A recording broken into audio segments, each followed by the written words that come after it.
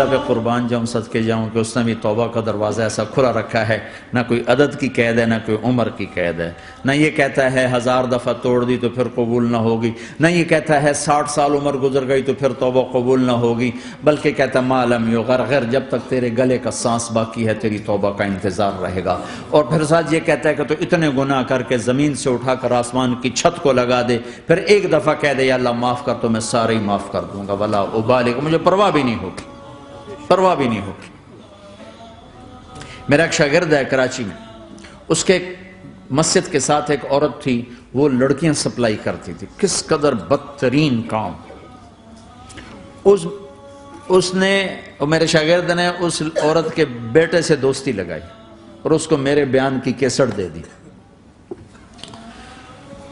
اس نے کہا یہ سن لینا۔ اس نے گھر میں جا کے لگا لی، اس کی ماں کام کرتے ہوئے چلتے پھرتے سن رہی، کانوں میں آواز پڑ رہی۔ تھوڑی دیر کے بعد وہ آ گئی، کہنے لگی مجھے بھی سنا، تو اس نے سنی، پھر کہنے لگی دوبارہ سنا، پھر دوبارہ سنی، پھر کہنے لگی ایک دفعہ اور سنا، پھر ایک دفعہ اور سنی۔ کہنے لگے یہ کون ہے؟ کہ پتہ نہیں کون ہے۔ کہ کس نے دی؟ کہ یہ مولوی صاحب جو مسجد کا اس نے دی۔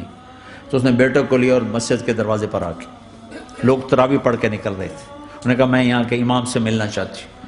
تو آ گیا، امجد نام ہے اس کا۔ کہا مولوی صاحب یہ کیسٹ آپ نے دی ہے؟ کہا جی۔ یہ کون ہے؟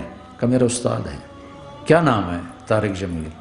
کہا اس نے کہا ہے کہ جتنے بھی گناہ کرو توبہ کرو تو قبول ہو جاتی ہے، تو میری توبہ قبول ہو سکتی ہے؟ تمہیں تو پتہ میں کیا کرتی ہوں۔ کہا ہاں بی بی توبہ تو سب کی قبول ہے۔ کہا اچھا پھر میں تمہیں گواہ بناتی ہوں، میری توبہ، میری توبہ۔ اور اگلے دن مسجد میں آنا شروع کر دی تراویح میں، اور دعا کرے یا اللہ اگر میری توبہ قبول ہے تو مجھے اٹھا لے، اگر میری توبہ قبول ہے تو مجھے اٹھا لے، اگر میری توبہ قبول ہے تو زور زور سے دعا کرتی۔ عورتوں کے اس میں جدھر عورتیں نماز پڑھتی تھی، 29 کی رات سجدے میں اللہ نے اس کو موت دی تھی۔ ساری زندگی لڑکیاں سپلائیں کی اور موت آئی رابعہ بصری جیسی۔ توبہ ایسی چیز۔ میں نواب شاہ میں تھا تو ایک وڈیروں کو جمع گیا، وڈیرے مسجد میں تو آ نہیں سکتے، سندھی وڈیرے، تو ہم نے ایک وڈیرے سائیں کے گھر میں ہی بیان رکھ دیا، تو وہاں آ گئے سارے۔ تو ایک وڈیرے کو لے کر بڑی مونچھیں اور جلالی چہرہ اور بہت غلط زندگی، میں نے بیان کیا، وہ بیان میں روتا رہا۔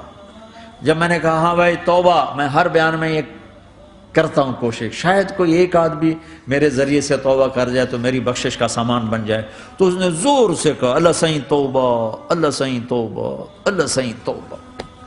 ساری زندگی کی غفلتیں تھیں۔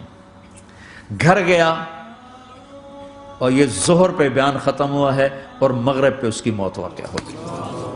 ساری زندگی گناہوں میں گزار کے وہ گیا جنت میں، کہ توبہ تہدم ما کان قبلہا، کہ توبہ ہر گناہ دھو دیتی۔